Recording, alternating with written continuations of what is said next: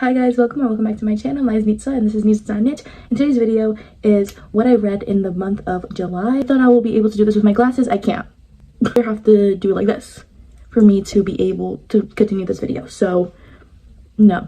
The month of July, I read the total of 4 books and I'm going to tell you guys what I read, the rates, how long I read it, So the first book is actually the last book I read, but I just need to talk about it because it was really good and I really liked it, but also it's very old. You guessed it, it's the Odyssey by Homer, I don't know. You might be wondering, what is the Odyssey? I've heard of the Odyssey, what is it exactly? Odyssey is an ancient Greek epic poem about the king of Ithaca named Odysseus and his 10-year journey back to home after the Trojan War, his fight to reclaim his kingdom and family. Tea, right? I did not know it was a poem. I thought it was just a regular book, and the one that I bought couldn't really understand. I only did like a couple of chapters and I was just like, I hope I'm getting this, but I'm kind of not at the same time. So instead I just listened to it on YouTube and that helped me out way more. Like there's so much moments where I'm just like, oh my god. It's not just about Odysseus, it's also about his son and wife Telemachus and Penelope, suitors in Ithaca, and they're just eating all the food, drinking all the wine. They're like, ooh. They're just, you know, and Telemachus is like, what the frick are you doing? Like, this is my future kingdom, and just wait until my father comes. And they're like, your daddy ain't coming, and Penelope crying, making her look so old because she's crying too much because she's missing her husband. She's like, I'm not trying to marry you guys. Like, she's not trying it because they want to have her as a faithful wife. So Telemachus is like, you know what, I'm gonna go and look for my dad, find him or find some news about him and about the journey of Odysseus in 10 years after the war, trying to go home. And there's so much stuff happening, the Greek gods and his soldiers and all that stuff. There's Poseidon because he did something to a Cyclops, which that's one of my favorite like chapters or books, is the Cyclops. It's just so good. If he's not going to war for you, trying to come back after 10 years, beats Cyclops, hearing sirens, refusing the sirens, he gets kidnapped basically by this goddess who wants to marry him or have him or whatever, and he still wants you. Girl, that's a good man right there. I need someone like Odysseus or like his son. Oh, and Telemachus, his new 1200 BC boyfriend, okay? Like, that standard is high because not just because Tom Holland's playing him now, it's something else. I didn't even get to do rating. So I finished it in 11 days. It did take me that long. I rated it a 9 out of 10. So this is not the type of book that I would read, but I'm glad I read it. And Telemachus, yes, believe I'm gonna listen to Epic the Musical after reading this. Like, I love him, but he can't beat a Lynn Painter boy. Like Wes Bennett. Oh my gosh, by the way, before we get into that, Better in the Movies are getting an adaptation. I'm so pumped, I'm so excited. Let me calm down. I'm so pumped. I did try to audition, but that didn't work out. I do not look like a Liz, let's be honest. I do not look, I'm not white or have red hair, but I do look like a Bailey. So if they do an adaptation of Betting on You, best believe I'm here. Let me get my glasses. I'm here. Ow. I'm here. I'm here. I'm literally her. I'm literally talking about books right now. I'm literally her. Fan cast, come on. I don't know if my review gave you like a reason to read it or be like, oh my gosh, she's crazy.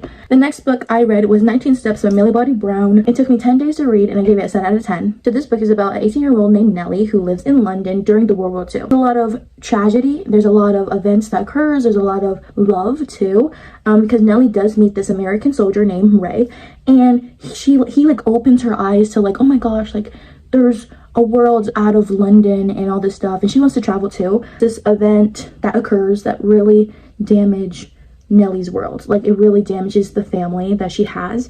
And basically after, the story follows how she finds strength and hope in healing against the odds of the world. Pretty good book.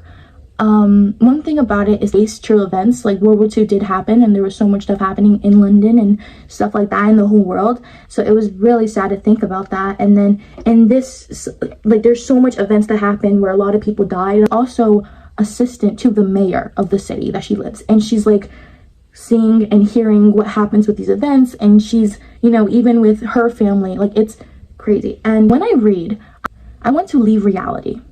Sometimes life kind of sucks and you want to leave reality, and I don't know, I thought it was going to be completely different than I thought it would be, unless she falls in love and that's it. But I didn't expect all this stuff.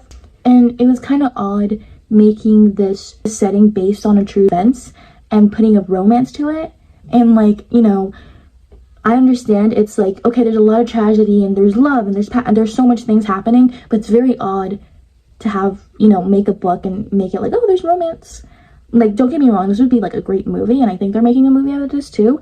But it's just, I don't know, it's a little strange. Like, it reminds me of Where the Hearts Lay or Lie, whatever. Kind of gave me that vibe of making, you know, these true events, these harmful events for a lot of trauma for a lot of people, and then switching it and making it out a romance is very weird for me. Like, personally, that's a little weird. The next book I read was Talk to Me by T.C. Bowler.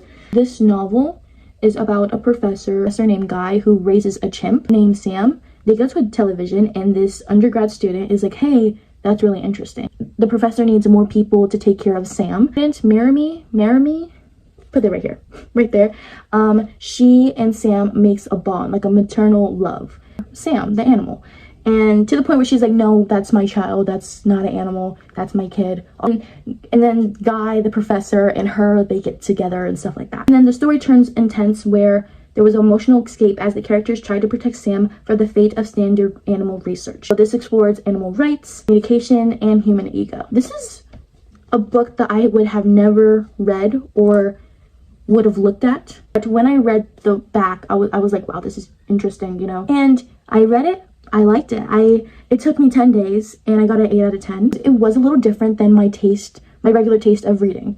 This is a novel. This is not, there's no romance, there's no fantasy. There is some speck of romance, but it's terrible. It's toxic.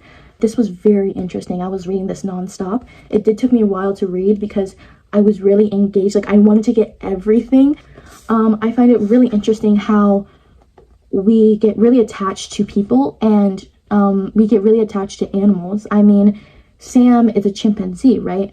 He's a chimp. So when I read how Emery, or, you know, she falls in love with Sam, it's very interesting to me because that's how people are with their dog and their cat and their fish and their snake, you know? But I think it's a little bit different because this is a chimp. Chimp are kind of like humans. And what's interesting about Sam is Sam speaks. Like, he speaks with sign language, and I thought that was interesting too, like how, because this is all based on research, because they're doing this for research. Can, you know, monkeys, chimpanzees, can they form words? Can they be intelligent as humans? And honestly, I think they're more intelligent than us because it explores what it means to be a human and to communicate with and truly know another person or animal and attachments. And I think that's just, you know, it's a very interesting book. Of course, I need to read a book that is something that I'm used to. I read Throwback by, I forgot her name. So Throwback, I only read it in 2 days. Like, this is how you know, like, this was my jam. Like, it was really good. I really liked it. I gave it a 9 out of 10. It's a young adult time travel novel following Samantha, a Gen Z Korean-American teen who travels back in 1990s to befriend her teenage mother and fix their stranded relationship. Yes, it's a mother and daughter relationship. It is kind of like Freaky Friday mixed with Back to the Future, and also she like falls in love with a guy, but then like he's in the 90s, so there's conflict with that, but then we find out about something. It's so good. It was quick, it was fast.